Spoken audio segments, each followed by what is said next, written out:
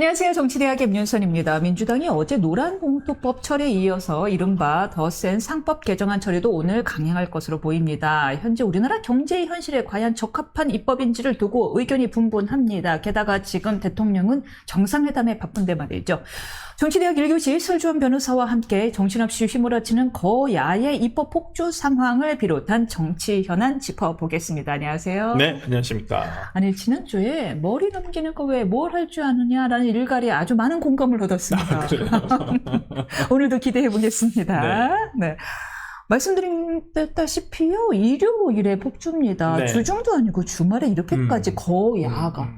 아니, 거여죠. 소수 여당이어서 급하게 할 수 없이 처리했다라도 이해할까 말까인데 거여가 이렇게까지 급하게 주말에 처리를 했는데요. 노란봉투법이 본회의를 통과했고 더 센 2차 상법 개정안도 곧바로 상정이 됐습니다. 기업 목적이 법이다라는 이제 제목은 사람들이 많이 봤을 거예요. 하지만 변호사 입장에서 이것이 어떤 점에서 그렇게 우려가 되는 것인지 좀 그 심각성을 말씀해 주시겠습니까? 예, 뭐 긍정적인 효과, 부정적인 효과 둘 다를 말씀해 보면 긍정적인 효과는 예를 들어서 노동자의 권리가 강화될 수 있겠죠. 노란봉투법, 이제 노동관계 조정법이죠. 이거 개정안인데 여기에 대한 주된 취지 자체가 어떤 노조의 직접 교섭. 그러니까 원청에 대한 것이죠. 실질적 어떤 그 고용관계를 이루고 있는 원청에 대해서 직접 교섭이 가능하다는 것이고, 기존에는 그게 안 됐었잖아요. 명문의 계약서상에 본인을 고용한 업체와 대표와 어떤 업체와의 그 노사 협상만 가능했었었는데, 그런 경우에 이제 보통 이제 하청이나 재하청 업체다 보니 그 사업자가 난 할 수 있는 게 없어. 이제 위에서 예를 들어볼게요. 예로 글로비스에서 다 시킨 거예요. 우리가 뭘 할 줄 알겠어. 네. 이러다 보니 실질적인 교섭이 안 이루어졌다는 게 명분이죠. 그렇죠. 그렇긴 했는데 이제는 뭐 직접 교섭이 가능하게 돼버렸고요. 그다음에 제일 중요한 것은 이제 파업으로 인한 손해배상에 대해서 제한을 한다는 것이죠. 이제 뭐 어떤 폭력, 그러니까 아주 뭐 파괴적인 행위라든지 고의로 어떤 그 불법적인 폭력이라든지 이런 부분에까지 면책을 해주는 건 아닙니다. 하지만 기존에 있어서 노동쟁의 행위를 하면서 발생을 했던 부가적인 손해들, 특히나 예를 들어서 정건농성, 우리가 예를 들어보면 몇 년 전에 대우해양조선이었나요? 거기에 이제 그 하청업체 노동자들 중에 한 분이 거의 스스로 그 철장을 만들어서 스스로를 가두면서 이제 계속 쟁의를 했단 말이에요. 근데 이제 그게 자체가 불법행위다라고 얘기를 했었었고, 실제로 점거를 해버리면서, 예를 들어서 원청 기업에서 이것을 계속 진행을 못하는 상황이 돼버렸단 말이에요. 일을 못하게 네, 일을 못하게 되니까. 근데 거기에 대해 손해배상을 청구할 수 있다라고 했고, 실제 그 사건에서는 손해배상 청구가 됐었습니다. 굉장한 거액이 됐었었죠. 이러한 것들을 제한해보자라고 지금 얘기를 해서 지금 이 법이 만들어진 거입니다만은, 뭐 그런 점은 뭐 약간 좋은 점으로 보이는데요. 뭐 그게 일장일단 있다고 저는 보여요. 그러니까 뭐 무조건 어떤 노조에게 좋다.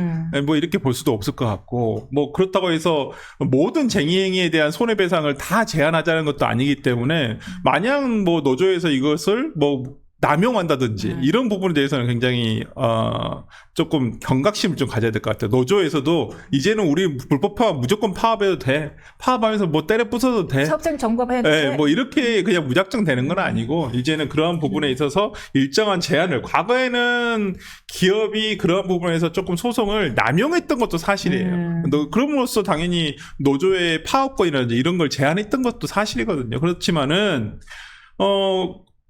그에 비해서 노조가 원하는 거에 비해서 더 많은 회사의 어떤 손해가 발생할 수 있다라는 부분에 대해서 좀 균형점이 맞춰지지는 않은 상황에서 이 법이 좀 추진된 감은 없지 않아 있습니다. 저는 이제 또 이제 긍정적인 부분은 뭐 그렇다고 치더라도 이제 부정적인 효과를 보면 아까 말씀드렸다시피 파업이 남용될 가능성이 있다라는 것이죠. 그 다음에 이제 사회 갈등이 장기화되고, 그 다음에 제일 중요한 거, 기업 경영권이 침해될 수도 있다라는 거예요.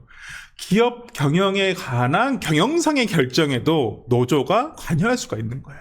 합법적으로.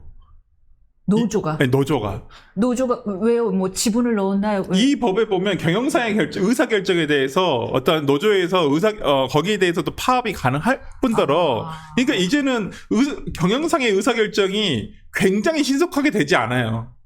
어떤 노조의 의견도 포함을 시켜야 되고 그런 절차적인 문제가 있습니다.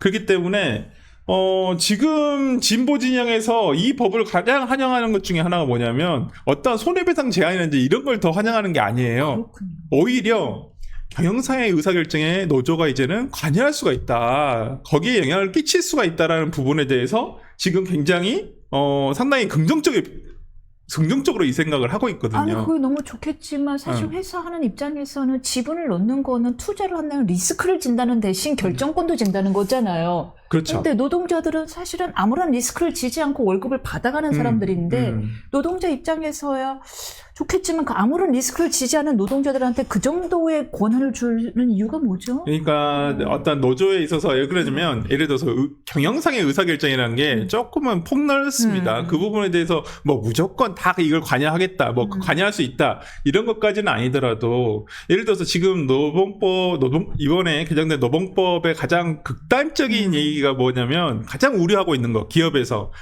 대안이 있다는 것이거든요.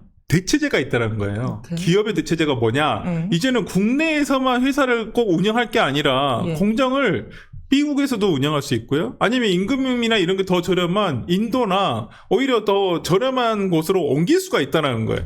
그러면 이제는 우리나라에서 공장을 차려가지고 제조업을 한다든지 뭐 설비업을 한다든지 했더니 노조 때문에 도저히 이런 것 때문에 이게 빨리빨리 진행이 안 된다. 그러면 우리가 경영상의 의사결정에 따라서 해외로 이전하겠다라고 하는 부분도 태클을 걸 수가 있다는 거예요. 오, 못 나가. 네. 그렇게는 안 돼.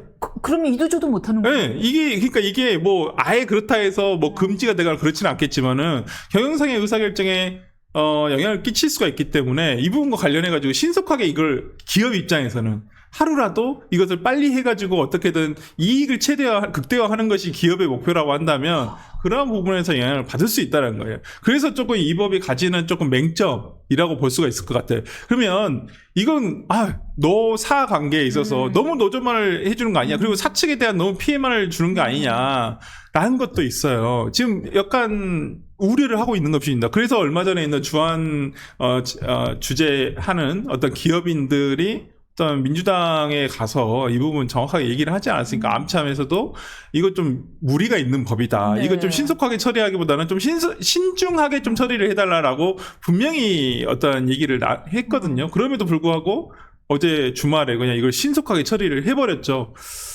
좀 그런 부분에서라면 이 기업을 운영하는 입장, 특히나 기업을 단순히 운영하는 입장뿐만 아니라 그 기업에 자산을 투자한 사람들, 그 자산을 투자한 게 어떠한 대규모의 자산가를 얘기하는 게 아닙니다. 주식회사 같은 경우에는, 특히나 상장된 주식회사 같은 경우는 상장되었기 때문에 여기에 주식을 투자한 주식 투자자들이 있을 수 있어요. 우리가 소위 말하는 개미 투자자들, 이 사람들도 자본 투자자들이에요. 그렇다고 한다면 이 사람들도 오히려 대다수의 지금 뭐 1,400만 국민들이 우리가 주식 투자를 하고 있다고 본다면 그러니까 지금 경제 주체들이죠.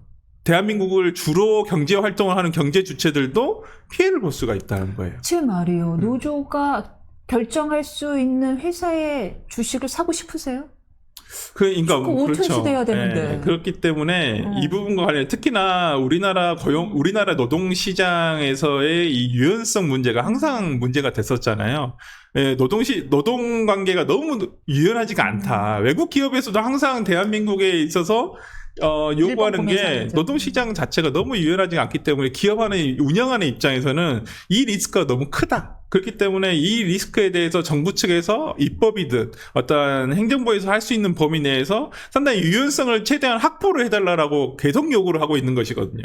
그렇기 때문에 이제는 과거에는 예를 들어서 국내 기업이 외국으로 간다는 생각을 못 했었어요. 그렇지만 지금만 해도 지금 뭐 트럼프 대통령은 와라, 미국으로 다 가져와라 라고 얘기하고 있잖아요. 오히려 바이든 대통령은 우리가 보조금 줄 테니까 와라 이렇게 좋게라도 얘기했었죠. 오히려 트럼프는 안 올 거야? 안 오면 이제 너희들 관세 엄청나게 물어버릴 거야. 그냥 뭐 보조금 준다고도 안 해요. 그냥 와 라고 얘기하고 있는 상황이란 말이에요. 그러면 기업을 운영하는 입장에서는 대한민국에서 이렇게 노사 관계에 있어서 굉장히 리스크를 안고 그 다음에 어떤 관세 리스크도 있고 이럴 바에요. 나 미국으로 갈까? 아니면 중소기업 같은 경우는 아니면 조금 규모가 있는 기업 같은 경우에는 과거에는 임금 때문에, 물가와 임금 때문에 중국으로 갔다가, 지금은 동남아로 갔다가, 지금은 또 더 노동시장이 오히려 더 임금이 저렴한 인도 쪽으로 가고 있거든요. 말레이시아나 이쪽으로. 그러면 거기에 대해서 어떻게 막을 거냐, 이 말이에요. 오히려 그렇다고 공장이 거기 가 있어요. 회사가 못 가겠어요? 회사는 더 옮기기 쉬워요. 네. 그렇기 때문에 저는 오히려 노조에서 이번 이재명 정부가 들어선 이후에 저는 이것도 청구서라고 생각합니다. 어떤 민노총을 비롯한 청구서. 네, 청구서라고 생각을 하는데 근데 이걸 민주당에서 이렇게 대통령도 지금 미국에 방미를 하고 있고 어찌 보면 외교관계라는 정상회담이 굉장히 중요하지 않겠습니까? 이게 단순히 이번 정상회담이 그냥 정치적인 문제만 다루러 간 것도 아니잖아요.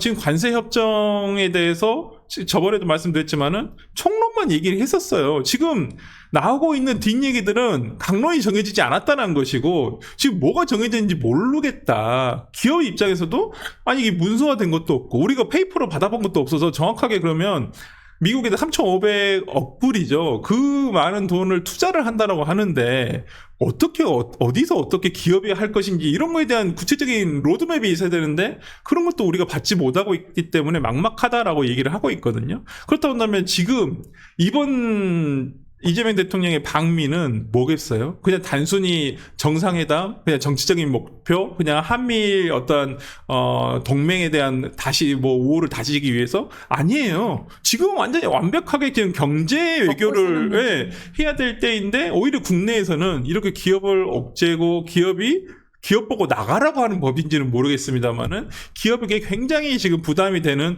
법을 통과시키고 있단 말이에요. 여당이.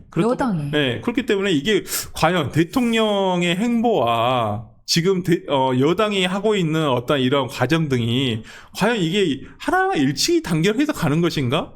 이건 저는 너무 삐걱거린다. 맞지가 않아요, 상식적으로. 밖에서 보더라도 이게 도대체 어떤 시장에 시그널을 주는 건지도 모르겠다라는 생각이 듭니다. 되게 중요한 말씀을 여러 개 주셨는데 잠깐 정리하고 가자면 보통 사람들이 이제 이 노랑본투법이 통과되면 안 되는 거, 회사 측에서 그 노조를 상대로 사업장을 불법 점거, 사실 사업장 불법 점거는 우리나라에서만 하는 파업 쟁의 행위 중 하나잖아요. 불법 점거한 경우에 사업장이 스톱하게 되는데 그 손해배상 청구가 사실상 제한된다라는 문제를 이제 그동안 많이 제기했었고, 두 번째는 그 다음에 이제 노조 협상 때 사업장 범위가 지나치게 확대된다라는 문제를 제기했는데, 설 변호사님은 굉장히 중요한 세 번째 이야기를 해주셨어요. 더 기업 입장에서 힘든 거는 의사결정에 노조의 의견을 참고해야 된다. 네. 이것이 사실 경영자들 입장에서는 더 힘든 일이 될 것이다 라는 이야기를 했고, 그래서 이것이 노란봉투법이 통과가 되면 문제는 이제 결과적으로는 기업을 옥죄해서 그 일자리가 사라질 텐데 이것이 노조들에게 그리고 우리 개미 투자들에게 어떤 장점이 있는지 모르겠다라는 우려를 주신 건데, 그 다음 세 번째 얘기가 중요합니다. 지금 안 그래도 속보가 또 떴습니다.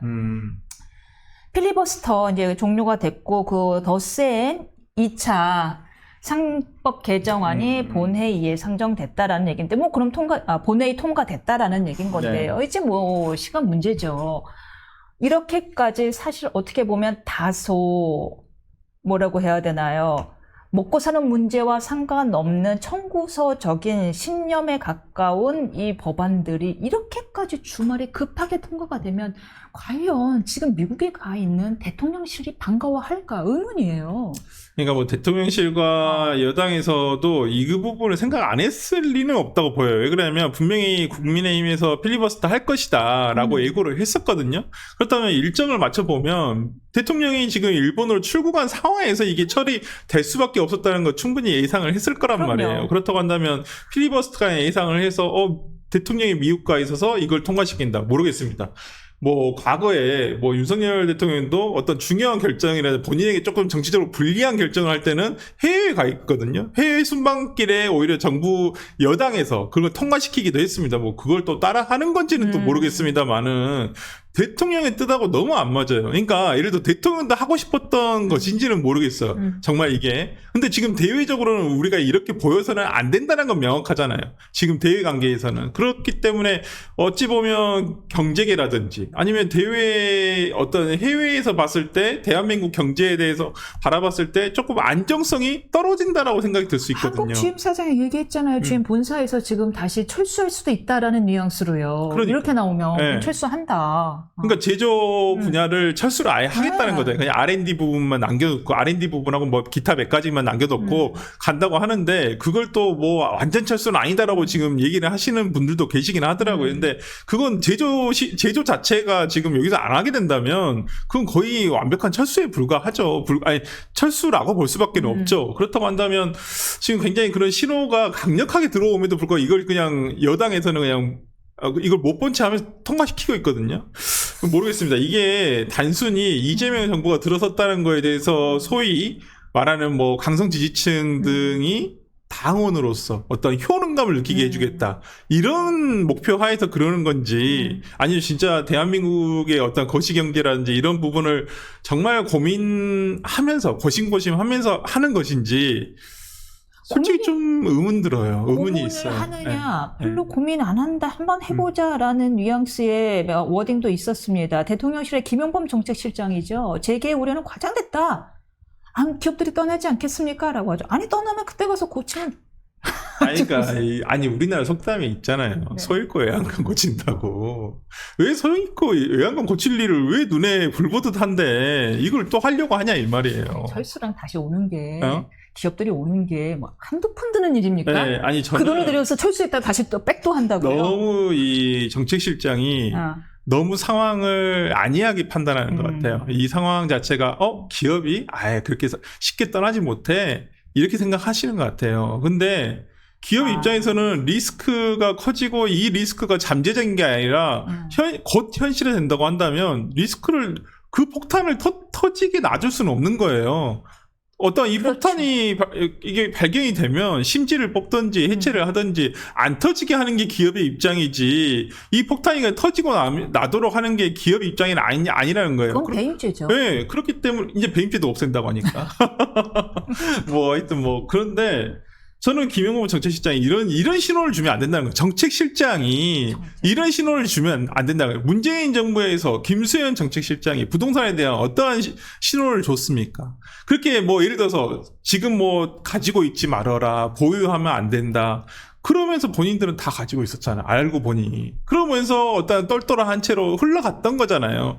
그러니까 정책실장이 어떤 정말 이 단순하게 본인은 진짜 어떤 의미를 가지고 얘기한 건지는 모르겠지만은 시장에 이러한 잘못된 신호를 줬을 때 시장이 어떻게 이것을 해석하고 어떻게 반응하는지에 대한 좀 그런 걸 좀 두수 앞은 내다 봐야지 정책실장이 하는 일이잖아요. 두수 앞을 봐라. 근데 지금 이러한 발언은 너무 가볍게 생각한다는 거죠.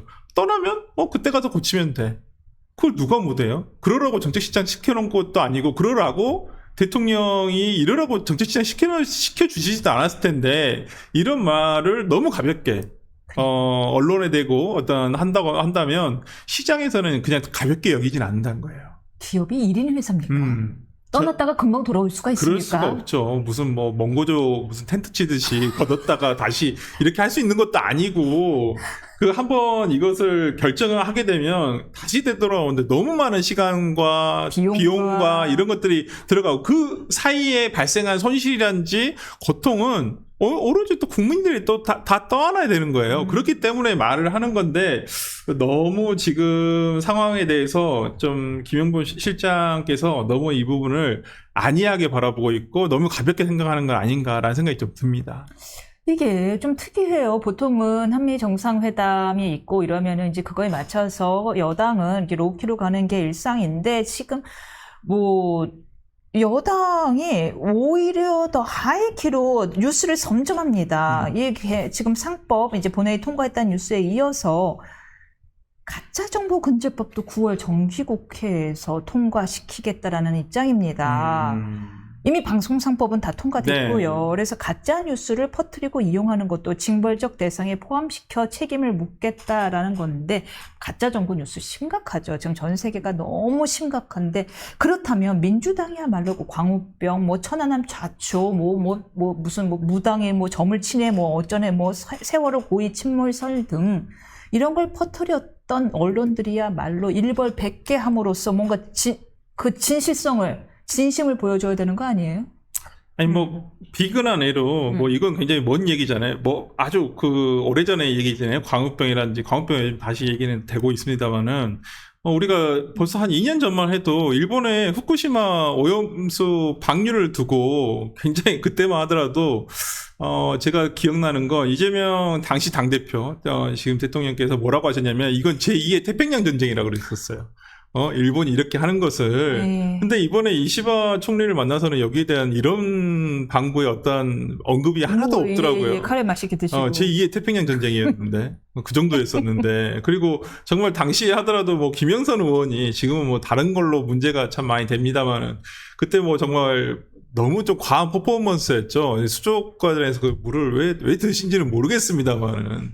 그래서 조금 그러한 해프닝도 있었었잖아요. 근데 당시만 하더라도 어땠습니까? 진짜 다 나와가지고 시위하고, 그것 때문에, 근데 지금 뭐 그것 때문에 회 못 먹는 사람이 있나요? 저는 엊그저께도 회 잘 먹고 왔는데. 네? 뭐든 다 잘 드시잖아요. 그러니까 다 잘 먹는데 거기에 대해서 지금 뭐 걱정하시는 분이 누가 계시나요? 말이에요. 국민들께서.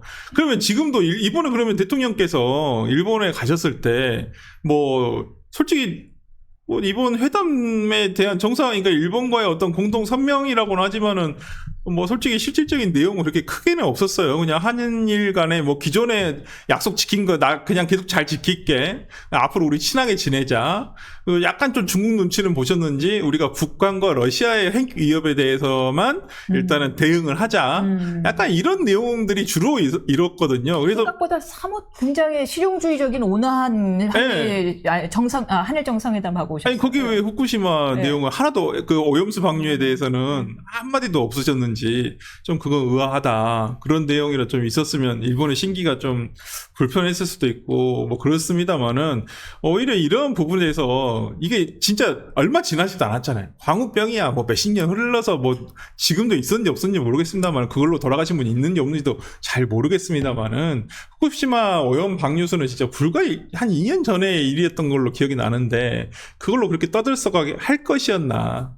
조금 민주당이 이런 가짜뉴스 관련해가지고 그렇다고 한다면 앞으로 진보 진영에서 나오는 소위 말하는 지금 유튜브를 잡겠다는 거잖아요. 유튜브에서 어떤 얘기가 되는 가짜 뉴스들을 철저하게 징벌적 손해배상을 통해서 제재하겠다라는 것인데 저는 이게 일방 진영에 대해서만 잣대가 드리워져서는 안 된다.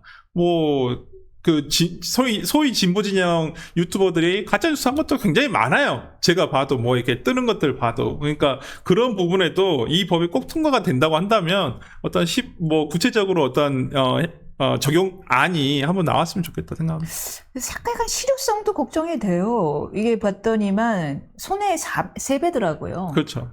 손해를 뭘로? 그러니까 그게 정신적 문제죠. 손해. 네. 그러니까 이게 그것도 문제예요.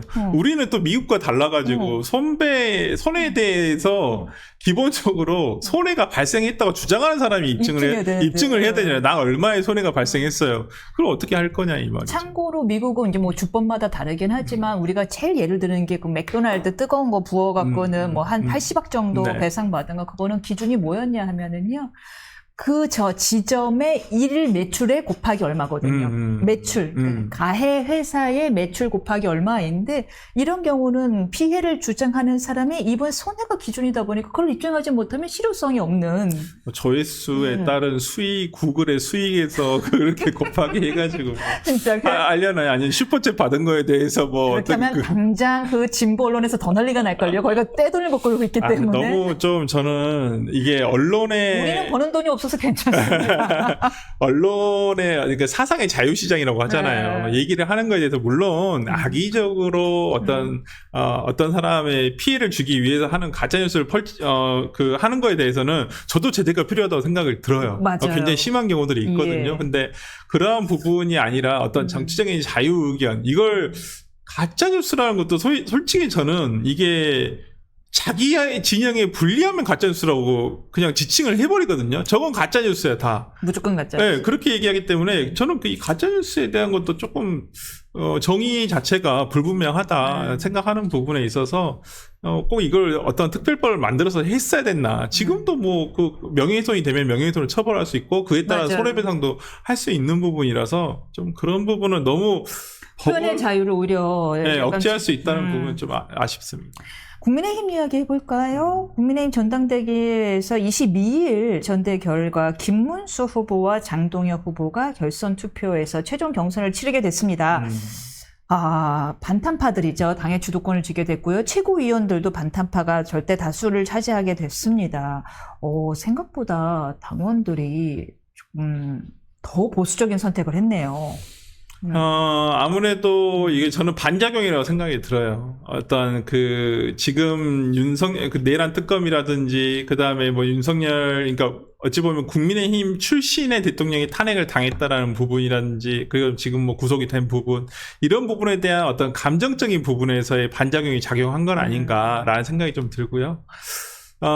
전체적으로 봤을 때는 이게 거쳐야 될 길이라고 한다면 할 수 없더라도 저는 해야 된다고 봅니다. 이렇게 갈 수밖에 없다고 보여요. 이게 지금 개혁과 쇄신을 얘기를 하지만 그런 후보를 당원들이 못 받아들인다는 거잖아요.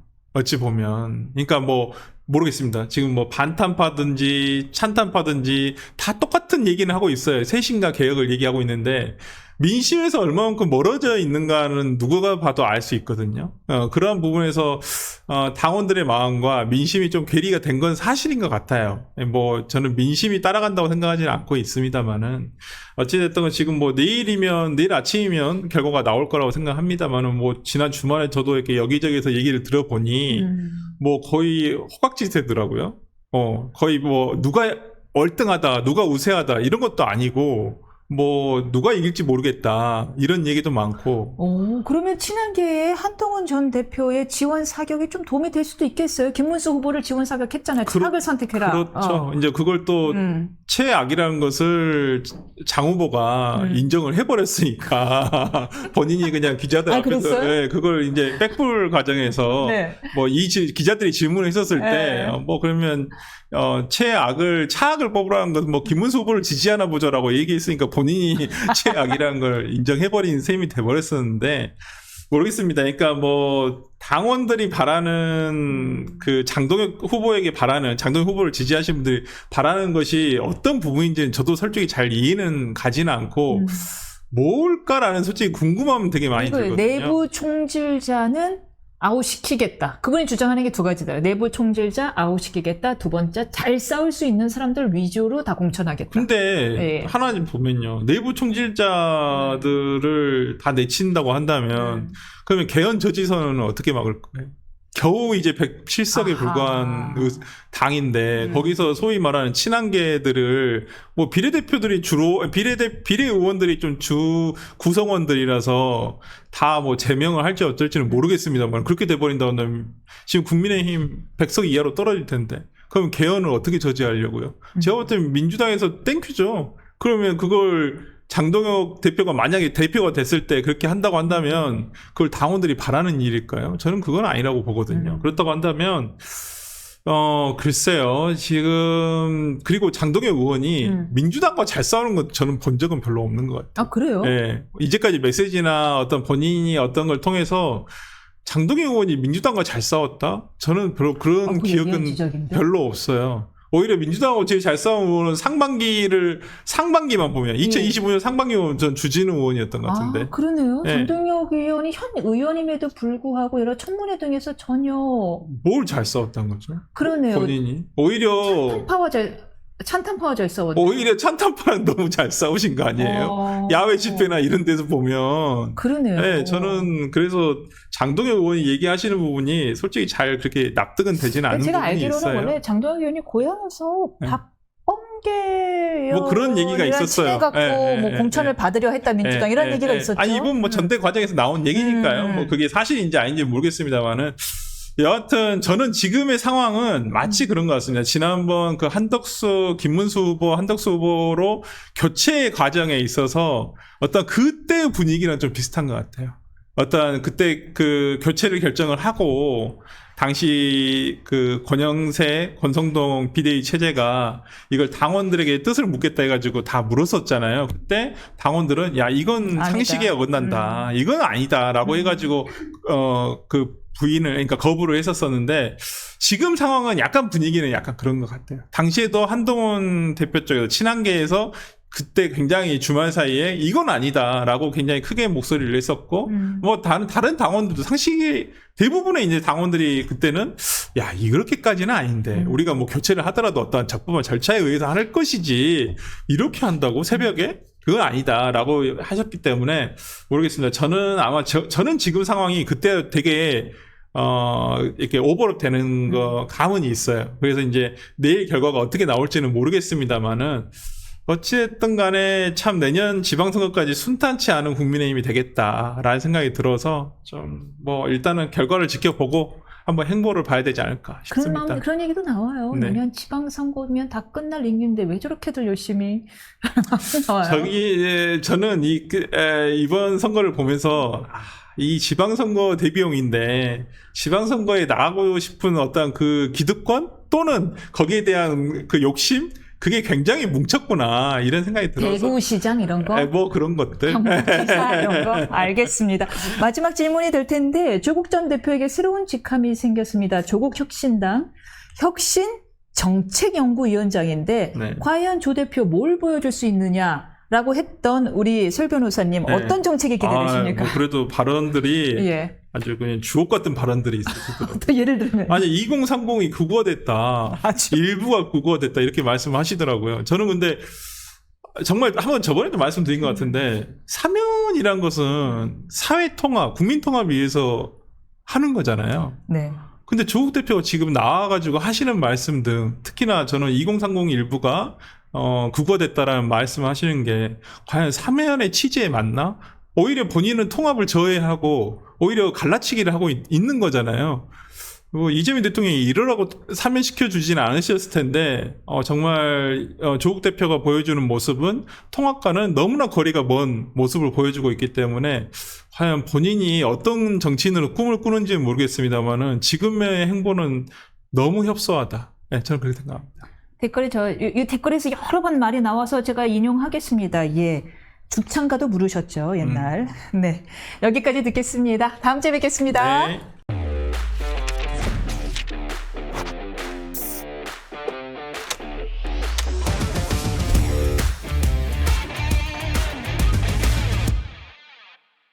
조국 전 대표의 마이웨이 행보가 연일 주목을 받고 있습니다. 이른바 된장찌개 논란에 이어서 2030 남성의 극운 발언, 그리고 문재인 전 대통령을 만나 초심을 다지는가 한편 내일부터는 호남, 그동안 부산도 갔다가 김해도 갔다, 봉화죠, 봉화. 네. 호남 순회에 일정이 예정돼 있다라고 합니다. 정치대학 2교시.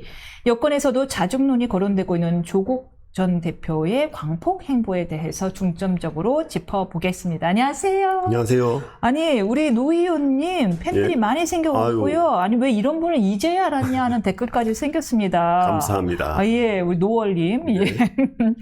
먼저 조국 전 대표에게 대표가 혁신정책연구위원장으로 직함이 새로 생겼습니다. 뭐 정계 복귀의 상징적인 직책으로 보이고 11월엔 예상대로 대표가 되겠지요. 혁신정책연구원장 어떻게 평가하십니까? 이 직함이 네. 너무 이상하지 않나요? 조국 혁신당 혁신정책연구위원장인데 같은 말에 예, 조국이라는 말도 2번 들어가고 혁신이라는 말도 2번 들어가거든. 그러니까 내용이 없는 거잖아요. 그러니까 그 외에 내용이 없고 나 조국이다, 나 출소했다 뭐 이러려고 지금 직함을 아무나 갖다 붙인 건데 내가 곧 당이요. 네, 내가 곧 당이요 뭐 이러면서 갖다 붙인 건데 네. 아니 어차피 곧 전당대회를 할 거면은 평당원으로부터 해서 그냥 다시 자기 입지를 되찾아서 하는 게 멋있지 이런 식으로까지 자기 사당이라는 거를 그것도 이게 네이밍 센스가 이렇게까지 엉망진창이고 아무런 비전이 없다는 거를 이런 식으로 보여줘야 되는가. 그러니까 이름이 이게 떠오르는 단어가 혁신, 예. 조국 예. 이런 딱히 없나 봐요. 그렇죠. 그러니까 아무 생각이 없다는 거를 이렇게 길고 장황하게 얘기를 한 거잖아요. 그러니까 이 직함을 자기 입으로 말한다고 생각해 보세요. 안녕하세요. 저 조국 혁신당 혁신정책연구위원장입니다. 네? 네, 그렇죠. 약간 한 번 더. 간장 공장, 공장장 뭐 이러는 것 같은 이런 이름을 붙인 것 자체가. 안녕하세요. 안녕하세요. 저 조국 혁신당 혁신정책연구위원장입니다.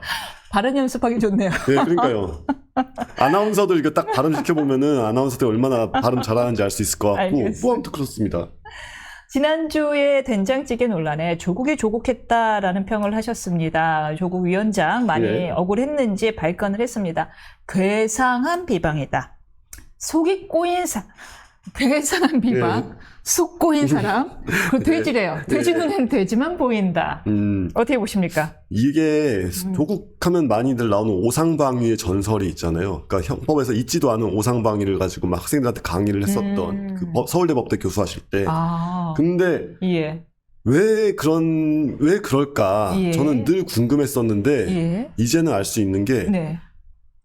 인용이 틀렸어요. 아니 부처님은 그런 얘기 한 적 없습니다. 아, 이거는 뭔 얘기냐면 정확한 인용이 예, 그 그러니까 여말 선초에 조선을 건국한 네네. 이성계랑 이제 친했던 무학대사가 이제 그 수도를 어디로 정하냐 뭐 이런 네. 걸 놓고서 이렇게 논쟁을 할 때, 네. 약간 이제 논의를 설랑설레를 할 때 어디였더라? 아무튼 이제 왜 서울이 좋은가를 얘기를 하면서 이성계는 서울 별론데라고 하니까 돼지 눈에는 돼지만 보이고 부처님 눈에는 부처님만 보입니다라고 했단 말이에요.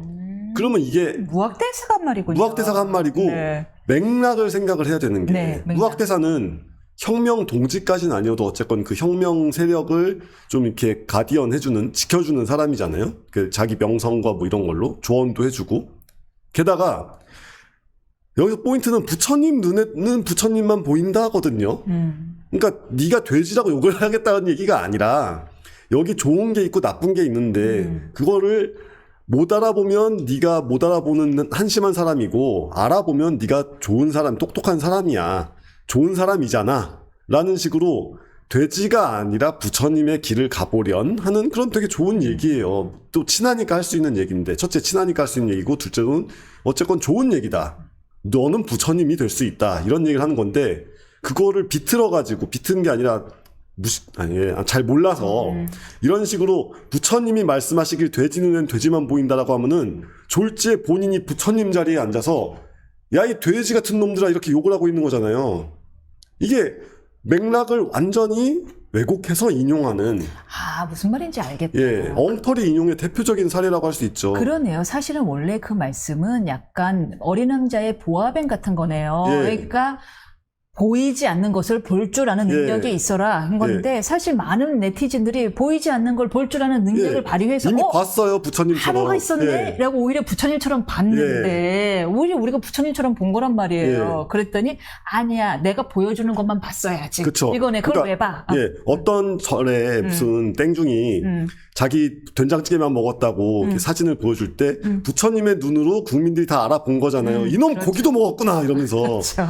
얘 파괴승아 넌 고기도 먹었잖아라고 알아봤어요. 우리 국민들은 다 알아봤는데 그걸 오히려 꾸중을 당한 자가 꾸짖음을 당한 자가 죄송합니다만은 약간 스님의 오버랩이 되다 보니까 네. 제가 조금 빵 터졌습니다. 왜 이놈 제가 마치 이렇게 주지스님처럼 꾸짖고 있습니다만 네.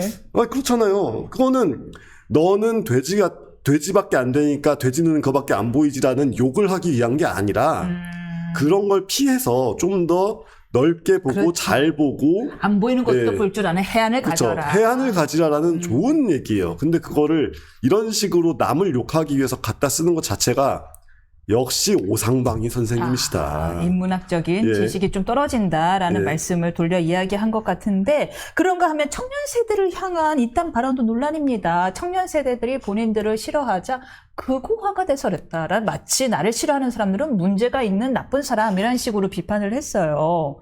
그러니까 자신을 향한 청년 세대의 부정적 인식이 극우화 때문이라는 이야기입니다. 이게 그 부처님 말씀이랑 그러니까 돼지 이 얘기랑 똑같은 얘기인데, 예. 그러니까 자기한테 조금이라도 비난이 들어오면 그거를 참지를 못하고 뭔가 이렇게 누군가한테 일러 바치는 것 같이 뭔가 이렇게 좀 그럴싸한 말, 맥락이 있는 말을 꼭 갖다 끼워서 권위를 빌려가지고 남을 욕하고 싶어하는 그런 성격을 좀 가지고 계신 것 같아요. 근데 여기서 생각을 해봐야 될 게 그 2030 남자들이 인터넷에서 많이 하는 얘기들 중에 페미 제조기 뭐 이런 말이 있어요. 그러니까 남자들끼리도 볼 때도 얘는 너무 심한 거야. 여자한테 불쾌감을 너무 자아내고 여자를 대하는 태도가 너무 엉망진창인 놈들이 있잖아요. 이런 놈들을 일컬어서 남자들끼리도 야, 이놈 완전 페미 제조기네. 너 때문에 여자애들이 페미가 되는 거야. 뭐 이런 식으로 얘기를 하는 게 있는데 네. 우리 조국 혁신당 혁신정책연구위원장님은 그런 면에서 볼 때 극우 제조기인 거죠. 하하. 그러니까 극우 제조기잖아요. 지금 조국을 보고 얼마나 많은 국민들의 마음이 돌아섰어요. 근데 민주당과 그 유관 정당들, 그 이제 위성 세력들이 가지고 있는 논리상 민주당 안 찍으면 조국당 안 찍으면 극우잖아요. 아하. 그러니까 2030 청년이 왜 극우라고 하냐? 지지율 낮으니까 극우라고 하는 거 아니겠습니까? 그러니까 나 안 찍으면 극우인데. 예. 근데 왜 안 찍냐? 님 때문이잖아요. 조국 님 때문에 그런 거지. 다른 원인이 어디 있어요? 조국이 조국하고 있으니까 조국을 안 찍는 건데, 근데 그걸 가지고 너희들은 극우가 됐다라고 하면은 문제는 본인에게 있는 거죠. 오늘 가장 아침에 나온 리얼미터 지지율을 봤더니 조국 혁신당이 전주보다 2.5%포인트 내린 지지율이 3.2%로 집계가 됐거든요. 예.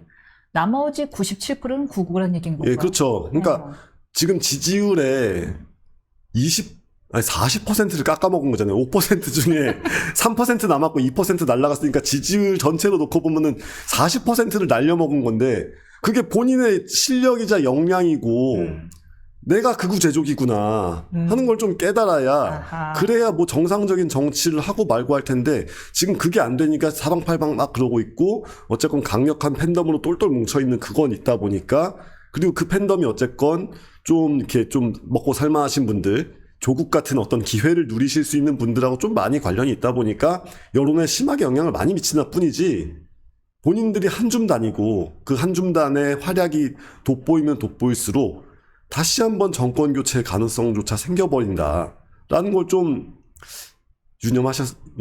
유념을 하라고 해야 될지 하지 말라고 해야 될지 잘 모르겠네요. 근데 유념을 하라는 목소리에 나는 마음이 급하다. 그동안 내가 너무 오래 쉬지 않았느냐라는 말씀으로 응답을 하셨고요. 네. 그러면서 어제는 문 전 대통령을 만났습니다.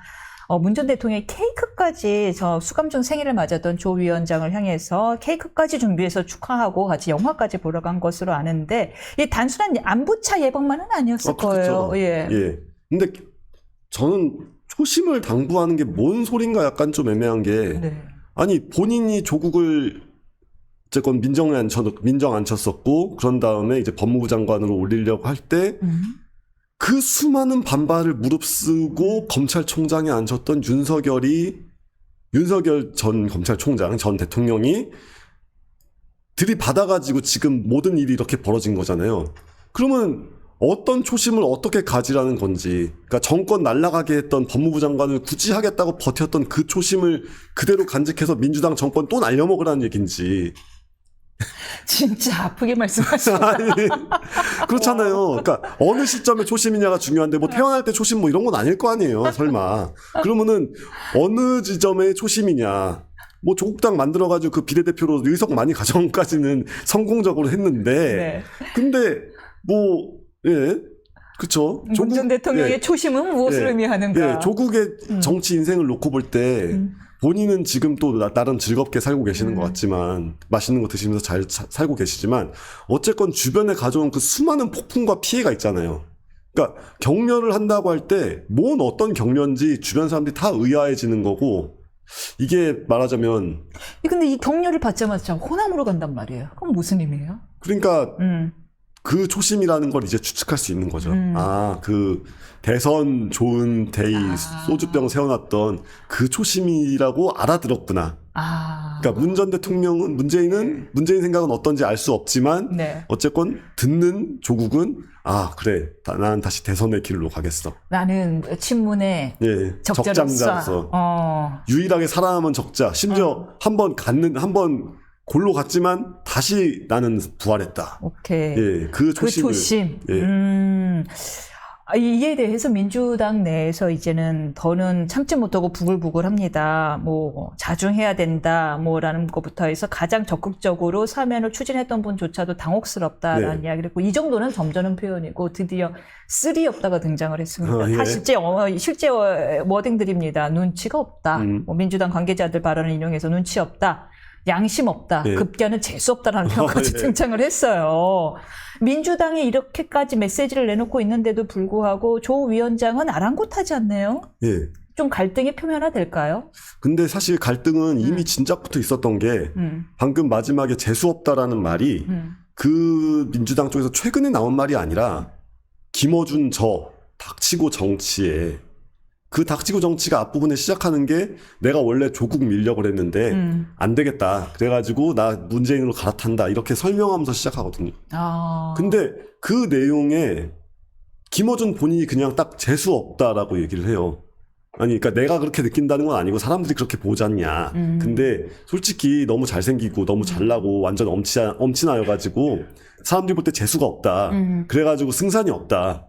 그러니까 우린 좀 더 다른 캐릭터를 키워야 된다라고 하면서 문재인 얘기를 해가지고 이제 막 뽐뿌지에서 키워주는 이런 식으로 전개가 되는데 그게 그거거든요. 그러니까 모두가 다 알고 있는 사실이에요. 알고 있는 사실이지만 어쨌건 팬덤의 스타는 내 팬덤이 얼마나 튼튼하냐 그리고 그 팬덤이 얼마나 열성적이어서 단순히 머릿수가 아니라 머릿수와 활동력을 곱한 그 에너지 값이 얼마가 나오냐가 중요한 거기 때문에 조국이 이 정도의 어떤 그런 중량감 있는 활동을 할 수가 있었는데 문제는 그렇게 열성적이라고 해서 선거 2장, 3장 찍을 수가 없으니까 투표라는 건 되게 잔인하게 딱 정말 얼마나 많은 사람들을 나를 찍어줄 사람을 확보하고 있냐 이거 아니겠습니까? 거기서는 그렇게 큰 영향력을 발휘할 수 없고 그리 힘이 되지 않는데 그럼에도 불구하고 빼낼 수는 없는 정말 이렇게 계륵 같은 존재가 되어 있는 거죠. 저는 이런 조국 전 대표의 이런 광폭 행보에 대해 보고 있으면 조국 전 대표는 MBTI에서 확실히 T구나 싶어요. 예. 무슨 말이냐면 제가 약간 T라서 아는데 저도 90몇 %씩 나옵니다. 내가 무슨 행동을 하면 이 행동이 남들의 감정에 어떻게 영향을 미칠지까지 본능적으로 사고가 되질 않아요. 네, 그렇죠. 그 본능적으로 이렇게 미리 느껴지는 사람들이 있잖아요. 난 내가 행동을 해야 된다. 그러면 행동만 꽂히지 남들의 감정까지 미처는 예상이 안 되는데 이제 변호사 생활을 하고 방송 활동을 하면서 후천적으로 배운 거거든요. 근데 이분은 보니까 너무 잘나게 살았잖아. 심지어 서울법대 교수였잖아. 그쵸. 누구 앞에서 싫은 말을 할 수가 있었겠어요. 그러니까 남들의 감정을 캐치를 못하는 것 같아요. 게다가 서울법대 교수 같은 과정도 너무 에스컬레이터가 빨리 쭉 에스컬레이터가 엘리베이터 같이 올라갔잖아요. 그 울산대학교인가? 또 그 전에 어디였더라? 대학을 2개 정도. 예. 아니 뭐 한 1, 2년 하더니 갑자기 서울법대 교수가 됐어. 그래 이래가지고 서울법대의 가장 큰 문제가 형사법이 너무 약해서 그래가지고 왜 약간 이제 법대의 추억을 되짚어 보면. 서울법대 출신 교수님들의 형법 그 교과서가 지배적인 교과서가 없었단 말이에요. 서울법대가 약해가지고. 그러니까 이게 그랬군요. 뭔가 교수 한 명을 좀 잘못 뽑은 감이 있다. 좀 약간 지난 얘기긴 하지만 그 학교가 어떤 교수의 임명을 좀 꽤나 잘못한 측면이 있었고 이게 형법이라는 게 형사 시스템이라는 게 어쨌건 복잡한 시스템 아닙니까? 그걸 이해하기 위한 지적인 노력과 뭐가 필요한데 그런 거를 연구하고 가르치겠다는 의지보다는 그냥 무조건 인권을 외치고 그냥 무조건 개혁을 외치는 그런 방향으로 학풍이 만들어진 게 오늘에 이르고 있는 거 아닌가. 뭐 이런 생각도 잠깐 해볼 수 있어요. 예, 그런데다가 제가 그때 학교 다닐 때 교수님이셨는데 들렸었어요. 성격이 그렇게 급하시대요. 조교들이 5분 만에 같이 밥을 먹어야 된다는 거예요. 그러니까 이렇게 뭘 이렇게 생각하면 주변 사람들의 뭐 이재명 대표, 민주당 뭐 감정 어떨지 생각 안 하시고 내가 하면 이거 해야 돼. 정말 빨리 해야 돼. 이러니까 이 광폭 행보를 보이고 있는 것 같아요. 예. 다른 이야기를 좀 해볼까 하는데 네. 게다가 조 위원장 이번엔 조금 지난 뉴스긴 한데 이것도 노 의원이 관심을 가지더라고요. 구윤철 경제부총리의 PBR10 발언은 어떻게 보세요? 이게 제가 한 말은 아니고 이제 다른 분이 한 말인데 네.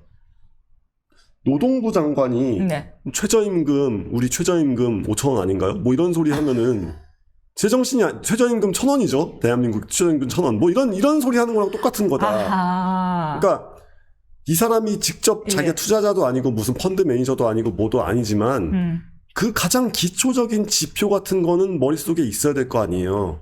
그러니까 한국에서 대한민국 대통령이 되겠다는 사람이 대한민국 인구가 500만이죠. 뭐 이러면 안 되잖아요. 우리는 적어도 5천만이다. 뭐 이 정도는 알고 있어야 되는 거 아닙니까? 그 정도로 큰 차이군요. 예. PBR과 PER이요. 예, 그러니까 아니 정말 각야거겨 같은 그런 이야기를 모르면서 이런 분들이 정책을 만들고 규제를 하고 있었어? 라는 생각이 오는 그 충격. 그게 무서운 거거든요.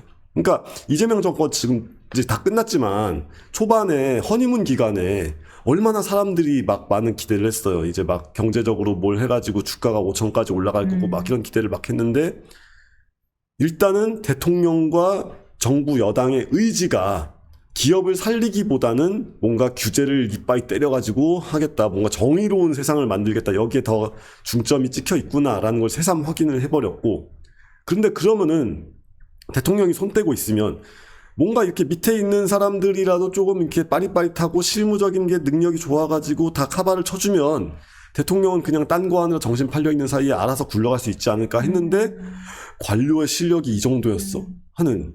그러니까 우리가 정치가 아무리 지지고 볶아도 대한민국이라는 나라가 관료의 힘으로 돌아가지. 근데 관료들은 똑똑해. 이런 믿음이 있었는데 그거가 지금 이렇게 심각하게 배신을 당해 있는 상태면 이거 정말 좀 문제가 있다고 봅니다. 그러니까 우리가 시스템에 대해서 가지고 있는 몇 가지의 상식선, 그러니까 우리가 상식으로 가지고 있는 어떤 기대치가 있잖아요. 왜 예를 들면은 뭐 범죄가 벌어지면 어쨌건 범인은 잡힌다. 라든가 뭐 내가 경찰에 신고를 하면 경찰이 온다. 라든가 이런 아주 기본적인 레벨의 문제인 거예요, 이게. 근데 그게 무너졌다. 무슨 말씀인지 알겠어요. 예. 관료는 똑똑하지 관료의 힘으로 그래도 대한민국이 돌아가지라는 믿음이 있었다는 예. 이야기를 했잖아요. 근데 어느새 저도 이걸 보면서 언제부턴가 관료들이 그리고 정부 기관들이 대통령실의 하청업자로 전락한 느낌이 들어요. 그렇죠. 그래서 옛날에는 이제 이 사람들이 엄청난 실력과 뭐 이런 걸로 다 막아주겠지. 그래서 정치가 아무리 미쳐 돌아가도 행정의 영역은 우리가 알고 있는 그 상태 그대로를 쭉 유지하면서 무사히 갈 거야라는 그게 있었는데 완전히 박살났다고 할 수는 없지만 이게 되게 금이 쩍 하고 가는 그런 느낌? 이 뉴스를 보고 정말 많은 사람들이 굉장히 불안해했습니다. 이게 특히 예. 더 중요한 거는 국힘에서 태클을 걸다가 나온 상황이 아니잖아요. 이거 민주당 이소영 의원이 질의를 하다가 나온 거고 이 상대방이 못 받아먹으니까 이소영 의원이 자꾸 이렇게 거들어주기까지 했는데도 끝내 이해를 못했던 건데. 근데 이제 PER과 헷갈렸다는 거예요, 발음이. 근데 이제 정확하게 그 PBR을 용어를 풀어가지고 설명해 주면서 떠먹여 줬고요. 용어까지. 예, 그럼에도 불구하고 못 받아먹은 거에서 솔직히 너절한 변명을 하는 것부터가 이게 관료답지 못한 겁니다. 그러니까 관료는 이런 정치인 같은 이상한 변명을 하면 안 되는 거죠. 너절한 변명이라는 아주 강력한 표현을 하였습니다. 저희가 잠깐만요. 질문을 거의 다 한 것 같은데 한 가지 더 질문해 볼까요? 예. 그런데 좀 전에 이 대통령실과 여당이 이런 반기업적인 정책을 몰고 갈 때 이런 표현을 했는데 사실 대통령실과 여당은 약간의 기온 온도 차이가 보여요. 예. 그걸 못 느끼시겠나요? 근데 예. 안 그래도 오늘 이제 속보로 네. 이제 정청래 우리 금관 뭐라고요? 금관왕? 정청래 금관왕? 여의도 금관맨? 네. 님께서. 예, 아니, 뭐, 보자고 올렸대요. 네. 금관 폐하께서. 네. 이제 국힘과는 대화도 하지 않겠다. 상종할 수 없다. 뭐 이렇게 하셨는데. 그거를 어디 감히 미천한 대통령이라는 자가 이제 아니다. 대화할 것이다. 하면서 이제 뭐 그렇게 얘기를 했잖아요. 이거 뉴스 잠깐 전해드릴게요. 지금 막 나온 뉴스인데요. 뭐냐면 이 대통령이 지금 가고 있는 비행기 내에서 기자들과 만나서 이런저런 대화를 나누지 않으셨습니까? 거기에서 전용기 안에서 기자 간담회를 가졌는데 여기에서 이제 야당 전당대회 한참인데 결국 반탄파 중에 한 명이 될 거 아니냐. 대화할 거냐. 여당 대표는 대화 악수도 안 한다고 하는데 대화하실 거냐라고 하자 당연히 대화해야 된다. 내가 다 여당과는 더 친한 입장이긴 하지만 국정의 파트너로서 야당과도 당연히 만날 것이다. 힘들어도 해야 될 건 해야 된다라는 메시지를 냈다라고 하죠. 그러니까, 거기에 대한 논평이십니다. 그러니까 이게 사실 우리가 알고 있는 이재명이 이재명이라는 사람, 정치인 캐릭터가 네. 정청래보다 더하면 더했지 덜하진 않은 사람이라고 우리는 알고 있었는데 뭐 워딩들이 셌죠. 예, 예. 워딩들이 굉장히 세고 막 예의가 없어 막 이런 사람이었는데 예. 지금은 갑자기 이렇게 뭔가 되게 좋은 태도를 보이려고 노력을 한다. 이거는 자리가 주는 중압감의 탓도 있겠고 그리고 어쨌건 이제 정말 그렇게 나가다가 한도 끝도 없다는 것도 있겠고 너무 여당에 끌려다니는 것도 위기감을 들 수밖에 없으니까 그렇단 말이에요. 근데 이런 상황에서 저는 이게 뭐 바람직한 방향이라고 생각해서 하는 얘기가 아니라 권력이라는 게 원래 그런 거니까 왜 이렇게 검찰 개혁을 자꾸 밀어붙이려고 하냐. 검찰을 개혁할 게 아니라 검찰을 자기 손에 넣고 이용을 해야 여당이 말을 듣게 만들어야 될 거 아니에요. 그러니까 통치라는 게 결국에는 당근과 채찍인데 지금 옛날에 군사정권 시절은 더 말할 것도 없고 그 이후에도 상당히 오랜 기간 동안에 이제 안기부 내지는 뭐 중앙정보부 같은 곳이 일종의 그 통치기관으로서 작동을 했잖아요. 정부 각 부처에 다 파견돼 있고 여당 야당 다 출입하면서 정보 수집해오고 막 그런 식으로 했는데 그거를 다 못하게 하지 않았습니까? 다 지난 문재인 정권 때 다 없애버렸죠. 근데 이러다 보니까 통치가 안 되는 거예요. 그러니까 이게 통치라는 게 꼭 나쁘게만 얘기할 게 아니라 어쨌건 대통령이 특히 이재명 대통령은 여당 내에서도 소수파 대통령인데 소수파 대통령으로서 뭔가 이렇게 더 하려고 해도 뭔가 여당에 부딪히는 느낌이에요. 예, 그쵸. 야당은 부딪힐 힘이 없어요. 자기들끼리 자중질환 하느라. 야당은 지금 뭐 자기들끼리 뭐 이러고 있느냐 예. 아예 존재감도 없고 오히려 대통령의 말에 여당이라는 좌초에 자꾸 부딪히는 느낌이에요. 예, 근데 대통령이 여당을 아예 컨트롤 못 하잖아요, 지금. 그렇게 말해도 솔직히 과언이 아니죠. 근데 그렇게 그런 상황에서 어쨌건 대통령이 당근이라고 한다면 자리를 나눠줄 수 있는 것, 나눠줄 수 있는 자리가 몇백 개가 넘고 그거 다 굉장히 중요한 자리들이니까 그런 게 있는데 그것만으로는 안 되고 야 너네 그래도 협조를 안 하면 좀 곤란할 수 있지 않겠냐? 이런 거 정도는 할 수 있어야 되거든요.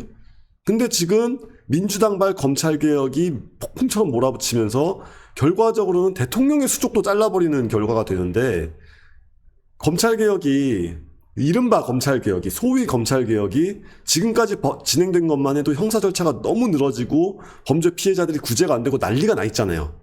근데 그걸 더 심각하게 만들겠다는 건데 그러면은 국민들도 괴로워지지만 대통령도 괴로워집니다. 또 새로운 시각이네요. 예, 대통령도 괴로워지는 거예요. 그러면 결과적으로 그 중간에 있는 탐관오리들, 부패한 정치인과 탐관오리와 이제 그 점점 더 토호화되어 갈 수밖에 없는 경찰과 결탁해 있는 그 중간에 있는 그 세력들만 신나는 그런 무서운 나라가 되는 거죠. 그렇네요. 우리가 국사책을 공부할 때 언제나 국민들은, 백성들은 조금 더 중앙정부가 강하게 중앙집권을 해주길 원하잖아요. 왜냐하면 중간에 나를 괴롭히는 자들이 많고 그러니까 그거를 위에 있는 권력으로 어떻게 좀 컨트롤 할 수 있길 바라잖아요. 근데 그런 식으로 하려고 하면 언제나 그 양반들, 대지주, 양반들 막 이런 사람들이 막 안통조카 없어서 아니 되옵니다 이러면서 가로막지 않습니까? 지금 똑같은 짓을 하는 거예요. 사실 인권이라고 하지만 우리가 검찰한테 인권 침해받을 일이 어디 있어요. 오히려 검찰이 있어야 범죄자를 잡아가지고 내 인권이 보호가 되는 건데 검찰한테 인권을 침해당할 수 있는 분들, 그런 기회를 누리시는 분들 만 논하노네요. 예, 그렇죠. 나는 너무 대단한 사람이기 때문에 서류 같은 거, 문서 같은 거를 내가 직접 만들어도 괜찮다고 생각하면서 살아왔던 분들이 검찰의 칼날에 뭐 희생, 도륙되셨을 때 그럴 때 생기는 그 원한 감정을 하나의 기관을 파괴하면서 만들려고 하잖아요.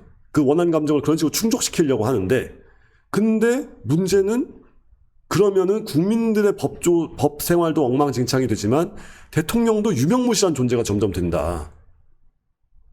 그래서 우리 조국이 아니라 이재명 대통령 인사 얘기할 때 인사가 너무 막 보은 인사가 투성이다라고 했는데 그게 본인 손에 휘두를 수 있는 칼이 없어서 그래요. 되게 날카로운 지적이에요. 왜냐하면 남아있는 건 공수처잖아요. 네. 공수처는 대통령이 쥘 수 있는 칼이 아니라 대통령을 향하고 있는 칼이란 그러니까요. 말이에요. 대통령을 향하고 있는 칼만 남아있고 대통령이 쥘 수 있는 칼은 사라져버리는 그리고 중간에 있는 사람들만 노나노가 돼버리는 그렇죠. 왜냐하면 여러분 검찰은 특히 부장검사는 1년에 한 번 지역을 돌아요. 왜냐하면 유착될까봐. 경찰은 계속 있습니다. 그러니까요. 이게 이 잘못된 구조 진짜 무슨 조선 말기 막 그 구한 말기 막 이럴 때에 민생을 도탄에 빠뜨렸던, 그러면서 임금은 그 위에 허수아비로 남아가지고 이 양반 대신들이 이끄는 대로 끌려갈 수밖에 없었던, 그래가지고 온 나라가 붕당 싸움하고 당파 싸움하면서 멸망해가던 그 구조를 똑같이 만들고 있는 거예요. 성리학자들이네요. 예, 그러니까요. 예, 본질론자들. 정답은 네, 정해져 그러니까요. 있는, 절대 네. 다양성을 인정하지 않는. 알겠습니다. 여기까지 듣겠습니다. 오늘도 잘 네, 들었습니다. 감사합니다.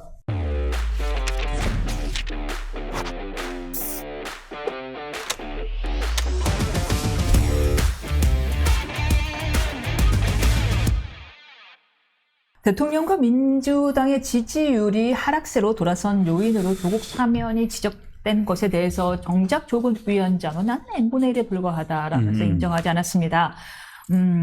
지지율 하락이 예상됐음에도 할 수 없다, 해야 될 건 해야 된다라면서 사면을 결단했다라는 대통령실은 과연 이 발언을 어떻게 받아들였을까요? 정치대학 3교시 한미회담을 앞둔 외교 상황을 비롯해서 정치 현안 배 소장님과 함께 짚어보겠습니다. 안녕하십니까? 안녕하십니까. 배수도사 배영찬입니다. n분의 1이다. 네. 우상호 대통령 비서실장은 정치인 사면으로 가장 피해를 본 사람은 이재명 대통령이다라고 밝혔는데, 여론보다도 정략을 택한 대통령실 받아들여야 될까요? 글쎄요. 근데 저는 가장 크게 피해를 본 사람은 국민 아닌가요? 국민의 마음이 완전히 무너졌죠. 그게 지지율이 빠지는 겁니다. 예. 대통령 타격보다는 저는 그렇게 이야기를 했어요. 국민들의 마음이 무너졌습니다. 그게 민심이거든요. 아니, 윤미향, 제가 말씀드렸잖아요. 조국 전 대표까지도 어쩔 줄 모르겠다. 하지만 윤미향 전 의원은 아니다. 제가 오죽했으면 그 이야기를 했어요. 이용구 전 차관. 이제 그러면 정치인인데 버스 타서 버스 기사분 안 박으러도 되나요? 아니, 초등학생이 그걸 물어올 때 어떻게 답변을 할 겁니까? 위안부 할머니, 그러면 엄마 아빠 우리나라는 대법원 확정도 정확하지 않은 거네요. 물어봤을 때 어떻게 대답할 겁니까? 저는 그게 중요한 거예요. 지도자는요, 누군가의 질문에 대해서 초등학생 아니면은 70세 노인의 질문에 대해서도 당당하게, 논리 정연하게, 설득력 있게 답변할 수 있어야 되는 것이 지도자입니다. 네. 많은 분들이 정치대학 보면서 배추도사에 대해서 감동하고 감흥하고 이맹크를 잘한다는 이유가 뭡니까? 왜? 설득력이 있으니까. 고개를 끄덕이니까. 심지어는 여야가 보더라도, 누가 보더라도, 꼴 진보가 보더라도, 꼴 보수가 보더라도 고개를 끄덕여요. 이건 국민들이 마음이 완전 후벼 파진 겁니다. 또 하나는 뭐냐면, 적어도 조국 전 대표가 이게 점심 식사 짜장면 무슨 짬뽕 근처에도 열빈 식당 가는 겁니까? 열빈 중국집 가는 겁니까? 아니잖아요. n분의 1이 뭡니까? 이건 점심 먹을 때, 야, 우리 계산 어떻게 해? n분의 1이요. 그럴 때는 하는 이야기입니다. 적어도 지금 분석도 그렇고, 이 사면 복권된 사람 중에서 윤미향 전 의원도 있지만 간판은 누굽니까? 조국입니다. 그럼 적어도 억수로 이 책임을 이 조국이는 통감합니다. 반성하고 자숙하고 대장마리로 저 스스로를 후려치겠습니다. 이래야 되는 거거든요. 그런데 n분의 1이다. 국민의힘을 제로로 만들어버리겠다. 아빠 찬스, 엄마 찬스에 대해서는 이야기를 안 하죠. 조국이 누굽니까? 서울대 교수 출신입니다. 그것도 법대. 많은 국민들이 우러러볼 수 있고 실제 그런 자리입니다. 우리 사회에서는. 그러면 적어도 그 본인의 사회적인 책임이 있는 발언이라면 그런 발언을 하겠습니까? 그런 사진을 올리겠습니까? 아예 그렇게 이야기를 하는 게 맞겠죠. 아니 힘들었겠죠. 현기의 3분의 1이든 그러면 샤워도 하고 사위가 사주는 고기도 먹고 정말 겸손하게 그 고기 먹었습니다. 여러분들이 생각이 많이 났습니다. 이 조국이는 이거 잊지 않겠습니다. 그래야 되는 게 맞지 않겠습니까? 사위가 사줬습니다. 그럼 사람들은 누굴 또 떠올릴까요? 딸 조민을 떠올릴 겁니다. 또 무슨 이야기냐? 사위를 바꾸나? 또 그 사위는 어떤 직업인지 아시죠? 그죠? 그러니까 이런저런 것들이 맞물려 있는 것이죠. 그래서 저는 오히려 이럴 때는 자숙하고 오히려 겸허한 마음으로 준비를 하고, 근데 지금 또 보면은 혁신연구원장이 돼서 지방행보를 시작했대요. 그러니까 저는 제가 그전 말씀드립니다만 분명히 민심의 또 조국 전 대표는 이재명 정부의 국정 운영에 불덩어릴 거예요. 불덩어리다. 이 대통령의 국정 지지율이 바로 그건데요. 긍정평가가 사실 대통령실에서도 5% 정도 빠질 것은 예상했음에도 불구하고 대통령께서 네. 어쩌냐, 하기 싫어도 해야 될 건 하자라고 진행했다라고 하는데 5%를 훨씬 상회하는 숫자로 떨어졌잖아요. 그렇죠. 그리고 오늘자 아침에 나온 리얼미터가 예. 에너지경제신문 의뢰로 한 걸로 봤는데 소폭 올라갔다고 했는데 그게 전주 대비 0.3%포인트 올라간 거예요. 뭐 올라갔다고 할 수도 없죠. 행보죠. 그러니까 그렇죠. 워낙 떨어지는 것에 대해서 지지층들도 이른바 이제 위기감에 따른 결집 이런 현상은 굉장히 우리가 뭐냐면 테크니컬 리액션이에요. 기계적 반등이라고 그래요. 왜냐하면 위기감이 왔을 때 소리가 나니까 아니, 누구든 그럴 거잖아요. 누구든 지금 지지층에서는 대통령이 위기라고 생각할 거 아닙니까? 그러니까 결집을 하는 것이지 정상적인 반등은 아니란 말이에요. 그런데 여기에 뭐 이따가도 이야기를 드리겠습니다만 한미 정상회담을 앞두고 이게 빨간등이 켜졌어요. 그게 과연 누구나 저도 그렇고 이맹크도 그렇고 우리 시청자분들도 한미 정상회담 성공해야 됩니다. 나라를 위해서, 그럼요. 국익을 위해서. 아유. 또 대통령이 잘하는 것은 국가를 위해서 필요합니다. 그런데 이런 삐그덕 소리가 나는 것은 우리가 계속 기억나실 거예요. 제가 뭐라고 그랬습니까? President Lee, what the hell is yellow envelope? 노란 봉투법. 한미 정상회담에 가는 그 길목에서 노란 봉투법을 직격을 해버린 거예요. 통과시켜버렸어요. 여당은 왜 이렇게 급하게? 예. 아니 그러니까요. 예. 그걸 모르겠다라는 겁니다. 저는 예. 왜 이렇게 급한지. 그러니까 국회 일요일 날 본회의 통과되는데 방청석에는 민주노총의 관계자들이 쫙 깔려 있잖아요. 청구서입니다. 야, 빨리 통과 안 시킬래? 안 해? 근데 그렇게 국정 운영을 하면 안 됩니다. 우상호 정무수석도 그런 이야기를 했잖아요. 분명히 비서관은 데이터 비서관 5% 떨어집니다. 그러니까 비서관이 5% 떨어진다는 이야기를 하는 거는 사실은 10% 떨어지는 거예요. 그런데 그걸 뭐 어쩔 수 없지 뭐 지지율이 떨어져도 청구서가 센 게 왔잖아요. 전 대통령이 우리 국이요. 조국의 공부요. 공부해야죠. 그러면은 이걸 생각할 수도 없어요. 그렇잖아요. 무시할 수 없다. 무시할 수가 없죠. 예. 유튜브는 괜찮아요. 네. 방송에서는 저도 고쳤어요. 역시 맹크 최고야. 그러니까 이런 품격이 있는 우리가 방송을 하고 있습니다. 이건 뭐냐면 어떤 다른 것보다도 데이터에 기반해서 이게 중요하다라는 말씀을 드리는 거예요. 오죽했으면 호남에서도 지지율이 내려가고 지금 민주당도 45.8, 국민의힘이 35.5니까 위기감에 따른 결집이 분명해 보입니다. 지금 뭐 한 10여 퍼센트 포인트밖에 차이가 안 나요. 직전 조사보다는 예. 좀 벌어졌습니다. 직전 조사는 워낙 좁혀져서 3.2% 포인트 차이였잖아요. 예, 맞아요. 화들짝 놀랐겠죠. 예. 근데 이게 민심인 겁니다. 하지만 기계적 반등보다 더 중요한 건 잘해서 올라가야죠. 위기감에 따라서 결집하는 게 제가 늘 드리는 말씀이 국민의힘도 잘해서 지지율이 올라가야죠. 그다음에 민주당도 대통령도 잘해서 지지율이 올라가야 되죠. 네. 오히려 이제 이 대통령이 이런 말씀을 주셨어요. 국정 지지율이 너무 떨어진 것에 대해서 그거는 아마 국민의힘 전당대회 때문에 그쪽 사람들이 과표집된 것일 거다라는 얘기를 했는데 비행기 한 기자가 만나면서 그랬죠. 예, 네. 그 발언에 대해서는 어떻게 보시나요? 아니 뭐 일부 그럴 수 있겠죠. 근데 그게 근본적인 원인이에요. 정무적으로는 첫 번째는 대통령이 그렇게밖에 또 설명할 수밖에 없겠죠. 그걸 놓고서 제가 조국 사면해가지고 윤미향 사면해가지고 이런 상황이 돼버렸는데 이렇게 이야기는 안 하겠죠. 또 때문이야 할 수는 없죠. 그렇죠. 그러면서 뭐 평산에 그 어르신이 자꾸 전화를 해가지고 제가 미쳐버리지 않겠습니까? 그렇게 또 이야기할 수는 없을 거 아닙니까? 근데도 불구하고 또 민주노총이 청구서를 센 걸 얼굴에다 그냥 들이밀어 버리니까 제가 노란봉투법도 뭐라고 뭘도 그 시기 못했네요. 이렇게 할 수는 없잖아요. 근데 지금 분명히 제가 드리는 말씀은 뭐냐면 물론 노란봉투법이 내칠 수는 있습니다만 주한민국 사공회의소의 제임스 킴 회장이 여러 차례 이야기를 했어요. 이거는 왜냐하면 이거는 어떤 사적인 것보다도 그 사람이 보는 거예요. 왜냐하면 자기는 또 여기에 있는 외국계 기업들을 대변하고 있잖아요. 특히 미국 기업들을. 그 이야기를 했습니다. 그러면서 이거 트럼프 대통령에게 큰 영향을 줄 거다. 현실화됐어요. 한국 GM에서 철수 가능성을 이야기했습니다. 그 이야기를 하는 거예요. 왜냐하면은 지금 대학생들도 와서 국회에서 뭐라고 이야기하면 일자리가 줄어들 수밖에 없습니다. 기업이 40개가 아니라 100개도 철수했습니다. 그 이야기를 하는 거예요. 그리고 제가 드리고 싶은 말씀은 시간입니다. 꼭 이 시점에 해야 돼요. 그쵸. 한미 정상회담 아니 끝나고 나서 좋게 좀 뭔가를 협상을 해놓고 9월 중순에 하면은 뭐 큰일 납니까? 이거는 여당의 문제잖아요. 그건 대통령실도 그러니까요. 내키지 않았을 거거든. 뭐 하는 거야? 우리 비행기 타고 정신없는데. 아니 그러니까 타이밍인데 이명크께 말씀드리는 겁니다. 또 대통령 비행기에서 뭐라고 이야기를 했냐면 중국과 인연을 끊으면 안 된다는 것을 친중이라고 이야기한다면 저는 친중을 하겠습니다. 그렇게 또 설명을 하잖아요.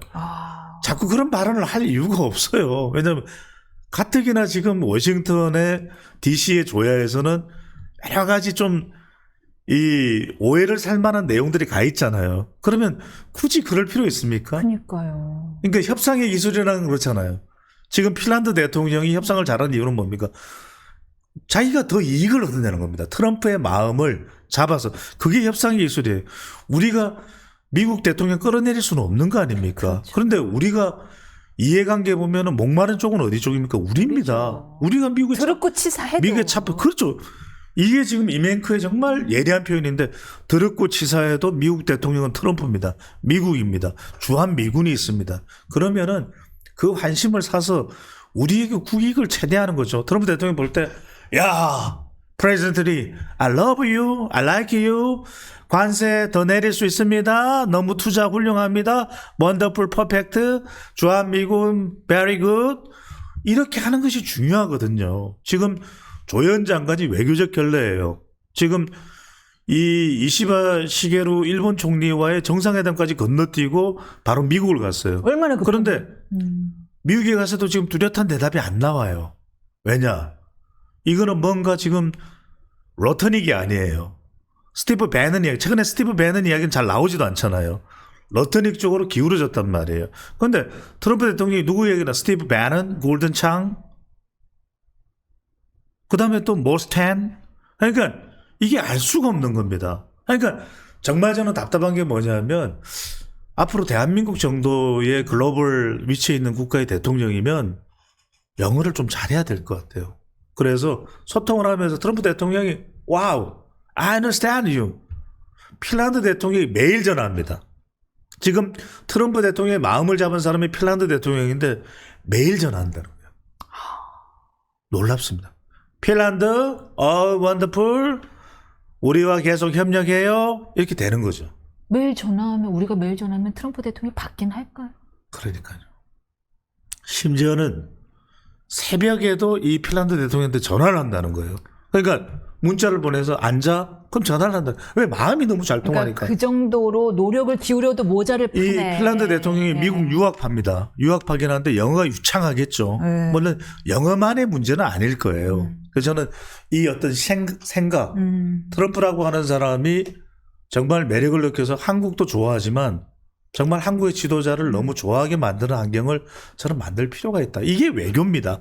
그렇지 않습니까? 서로 간에 마음이 통해서 일이 정말 잘 성사되는, 오죽했으면 그 임진왜란에 왔던 명나라의 진린 장군도 이수진 장군한테 탄복을 합니다. 그게 뭐냐면 그런 게 중요합니다. 교감이. 오죽하면 대영 제국의 영국 총리가 트럼프 대통령 앞에서 무릎을 꿇었습니다. 무릎을 물론 뭐 스타머. 종이를 줍는 거였지만 예, 스타머 총리. 뭐 우리 너희를 지배했고 뭐고 다 상관없이 그래 니들이 왕이다 더럽고 치사하지만 내가 무릎을 꿇으면 중요하다. 모습을 사진 찍을 걸 뻔히 알았을 거 아니에요. 그러면. 그래도 그걸 줍습니다. 예. 결국 관세 얻어냈잖아요. 그러니까요. 이렇게 예민한 시기에 왜 여당은 대통령을 안 도와주고 대통령은 친중 이야기를 꺼내고 좀 진짜 한미 정상회담 잘 돼야 될 텐데 걱정인데 예. 잠깐 얘기로 돌아오면은 네. 조국 전 대표의 지금 조국 현 위원장의 사면으로 인한 가장 큰 피해자는 국민이다라는 말씀을 주셨는데 제가 2번 피해자를 찾아냈어요. 예. 2번 피해자는 조국 혁신당입니다. 네. 지지율이 내려갔어요. 봤더니 2.5%포인트나 그럼요. 내린 3.2%로 뚝 네. 떨어졌어요. 네. 네. 왜 그걸 어떻게 그럴까? 봐야 될까? 왜 그런 그럴까? 이게 겁니까? 예. 일종의 혐오 정서죠. 혐오 정서로 빠지는 거예요. 근데 조국 혁신당은 기본적으로 팬덤이 강력하잖아요. 근데 어떻게 그러니까 거기서 이제 빠지죠? 조국 혁신당이라고 하는 그 정체성은 네. 이른바 이제 조국 전 대표가 언더독으로 많이 당했다는 것 때문에 그 조국 혁신당의 이 정체성이 만들어진 거예요. 그렇군요. 아, 조국도 억울하겠다. 그런 네. 것을 수도 없이 방송을 해줬잖아요. 네. 나가서 억울합니다. 제가 이렇게까지 당하고 슬픔과 비참함, 억수로 그게 먹혔던 거예요. 억수로 정치가. 그런데 지금 나와서 이제는 사면복권으로 말 그대로 이제 억울한 게 없어진 거예요.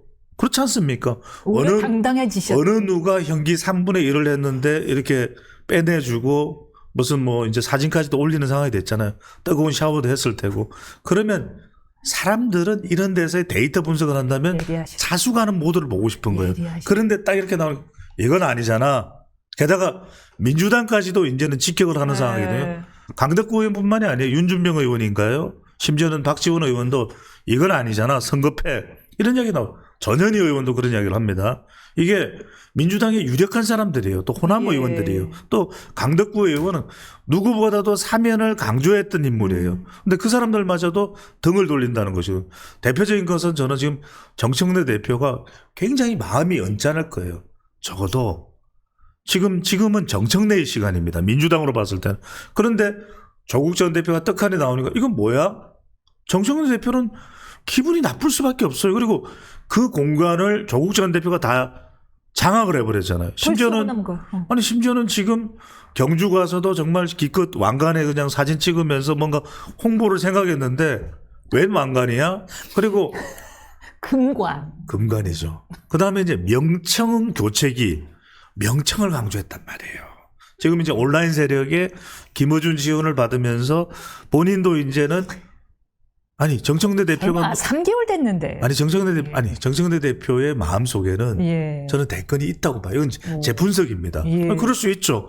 그런데 조국 전 대표가 떡하니 나와서 완전히 이걸 다 장악해 버렸잖아요. 모든 시선을 다 뺏어가 버린 거예요.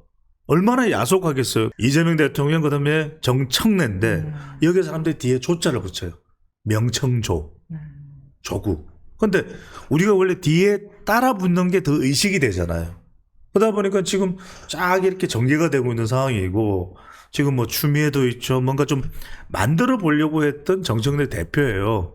그런데 마음이 조급해서 그게 그만 실수로 내가 왕이 될 쌍이유가 나온 건가요? 그거는 이제 영화 관상에서 이정재의 톤으로 내가 왕이 될 관상이더냐 이렇게 나왔어야 되는 건데 톤은 비슷합니다. 톤 비슷하죠. 요즘에 다들 그냥 그러면은 내년 지선에서 혁신당이 호남에 지금 호남 갔잖아요. 광양 단체장까지 노리게 될 테고 결국 그러면 둘은 지금 이 분위기에서 연대가 가능할까요? 힘들죠. 연대가 아니라 그대로 가겠죠. 그러니까 그럴 수밖에 없는 게 뭐냐면은 아니 생각을 해보세요. 저는 이거는 뭐냐면 분석을 하는 건데 정치는 개인의 이해가 사실은 제일 극대화돼요. 그 다음에 조직의 이익입니다. 지금도 보시면은 여러분들이 개인의 이익이냐 조직의 이익이냐 항상 선당우사를 이야기하지만 선당우사가 안 되기 때문에 선당우사를 이야기하는 거죠. 자, 그러면 내년에 예를 드는 거예요. 강기정 시장한테 민주당에서 공천 안 준다 그러면 어떻게 하겠어요? 어떻게 하겠어요? 내가 왜 대통령 내려오셨을 때도 나는 열심히 나가서 군 이전 이야기했는데 군공항 이전 이야기했는데 내가 뭘 잘못했는데 빡칠 거예요. 그러면 다른 당에 나는 가능성이 있는가 타진해 볼 수 있는 가능성 저는 닫혀 있다고 보지 않습니다. 그럼 다른 단체장들도요. 그럼 조국 혁신당으로 옮길 수 있다. 뭐 이제 그런 가능성을 이야기하는 거죠. 그러면 이제 물론 이제 그렇게 지금 단정 지으면 강 시장은 또 발끈하겠죠. 그다음에 또 김동연 지사 내년에 공천 받는다는 보장이 있습니까? 그럼 자기도 생각을 여러 가지 복잡해진 생각을 할 수 있어요. 그게 또 친문이 많단 말이에요. 그다음에 또 하나가 뭐냐면은 저는 이런 부분이에요. 전해철. 뭐 있죠. 각 자치단체장도 보세요. 그럼 호남에서는 정말 말 그대로 민주당 아니면 조국혁신당인데 그럼 민주당이 다 가져가세요 할 수 있겠어요? 더군다나 조국혁신당이 지난번에 보궐선거에 담양인가도 이겼잖아요. 담양. 그러면 우리도 한번 해보자. 당에서 말려도 난 나갈 거야. 그거 못 말려요. 못 말리고 그런 그센 그 개인의 욕구나 또는 희망을 꺾어버리잖아요. 그럼 조국혁신당 큰일 나요. 완전 폭발해요. 그 분노가.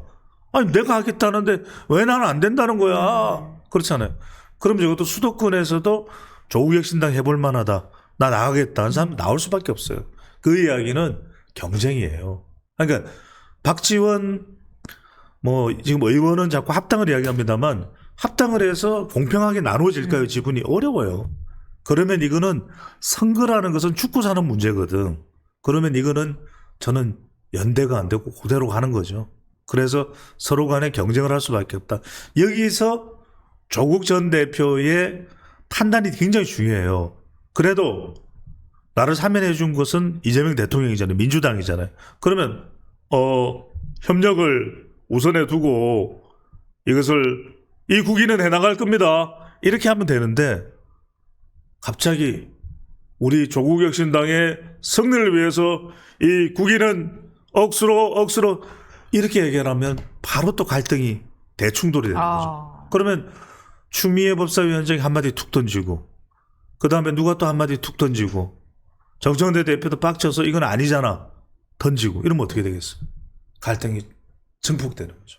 갈등도 증폭될 뿐만 아니라 서로 간의 좌측 선명성 경쟁도 더 심해질 것 같아요. 더 심해지죠. 예. 그러니까 거기에 대해서는 중도층이 오히려 반발 심리가 생길 수 있어요. 왜냐하면 잘못된 걸 잘못된 대로 가리겠다라는 것은 누가 뭐라고 하겠습니까? 그런데 지금 보면 정청래 대표도 선명성 경쟁에 뛰어들었죠. 예. 위헌 심판 청구를 하겠다.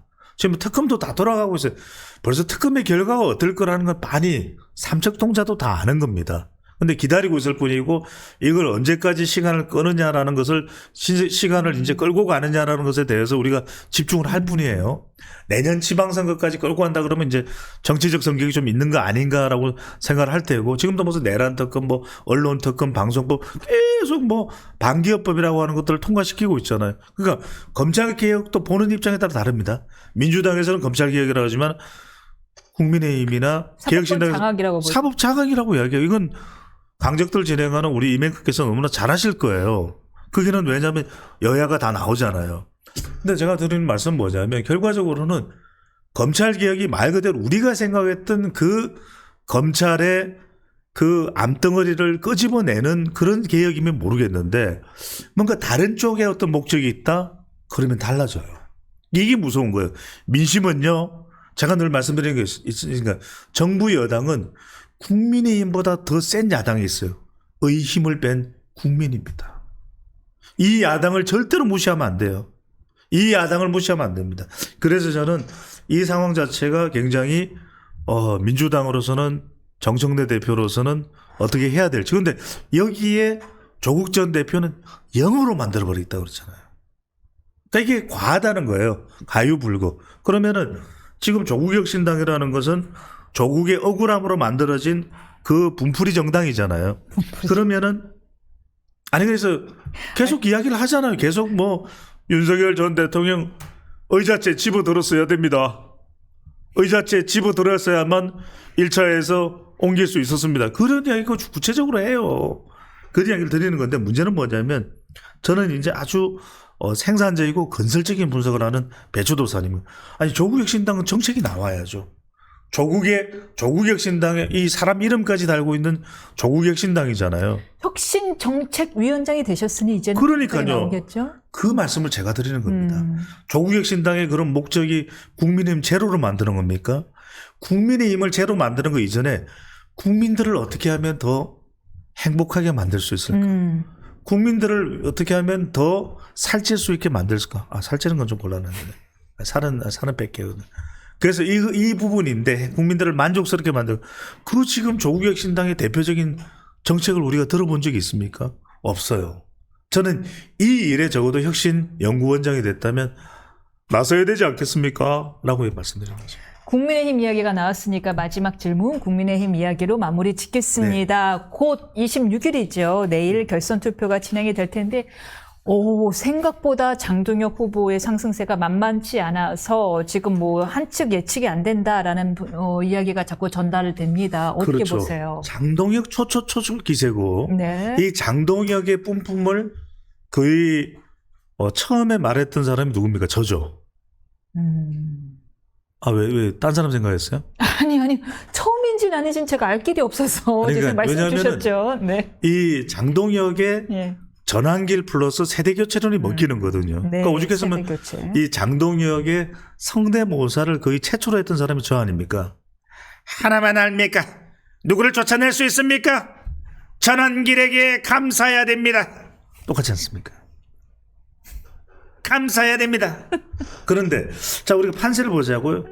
장동혁은 당대표가 되든 안 되든 존재감을 완전 뿜뿜했어요. 충청권에 이제는 간판일 뿐만 아니라 이제는 보수 정책, 어쨌든 옳고 그름을 저는 이야기 드리는 게 아닙니다. 그 존재감을 말씀드리는 맞아요. 거예요. 하필이면 전당대회도 왜 청주 가서 했겠죠. 자, 그런데 두 번째는 뭐냐면 제가 이 말씀을 드리는 거예요. 여러분들은 그래서 배추도사 뭔데 누가 되는데 누가 되노 이렇게 궁금하잖아요. 근데 생각해 보세요. 지금 80%는 장동혁과 80% 정도 표는 장동혁과 김문수의 표라는 거예요. 그럼 두 사람은 오차범위 차이가 안 나. 4대 4야. 그럼 이 20%가 이제는 결선에서 좌우하는 거잖아요. 두 가지의 논리가 다릅니다. 워낙 장동혁이 한동훈을 까니까 이른바 한동훈을 지지할 수도 있는 조경태, 안철수 지지자들은 김문수로 갈 수밖에 없습니다. 왜? 김문수는 안 깼다고 이야기를 했잖아요. 그러면 여기서 중요한 게 이 반감을 품고 김문수 쪽으로 선회하는 당원들이 더 적극적일까? 아니면 에이 내가 지지하는 사람 안 되네 치아프자 해서 투표를 거절할 사람들이 그냥 불참할 사람들이 많을까? 투표는요 분노가 중요해요. 그래서 저는 막판에는 이 20%가 조금 김문수 쪽으로 갈 가능성이 있지 않을까. 전략 성공이네요. 그러니까 뭐 이걸 비판하는 사람도 있습니다만 김문수 후보의 줄곧 전략을 보면은 첫 번째는 건강, 예. 두 번째로는 단일, 세 번째로는 난영. 이 배우자와의 동등한 관계가 굉장히 또 여성표를 가져오게 하는 또 노동자표를 가져오게 하는 지난 본선에서의 힘이 됐잖아요. 이게 또 짠한 감성으로 작동이 돼요. 이게 대왕 훌라후프라든지 또는 문 필라테스라든지 최근에 허리가 이쪽으로 꺾였다 저쪽으로 꺾였다 이민선도 안 꺾이는데 그걸 본다면 이 20%에서 우리가 계산 한번 해보죠. 그동안에 많은 사람들이 놀랐던 게 김장조안. 이게 김장조안이 제가 그 판세대로 그대로 말씀드린 게 김장조안이었잖아요. 그럼 김장은 뭐가 떠오릅니까? 배추가 떠오르죠. 근데 지금 20%가 남았으면 20%는 이것도 반 이재명 플러스 지금 어떻게 작동해야 될까 하는 친한동훈계일 거라고요. 이들의 절반만 참여를 한다. 투표했던 사람이 절반만 참여하면 10%가 한쪽으로 가잖아요. 한 대표는 투표를 독려했고요. 그래서 4대 4의 구조에서 10%가 한쪽으로 가면 한쪽이 뭐가 됩니까? 5가 되죠. 알겠습니다. 잘 들었습니다. 저희는 다음 주에 뵙겠습니다. 감사합니다.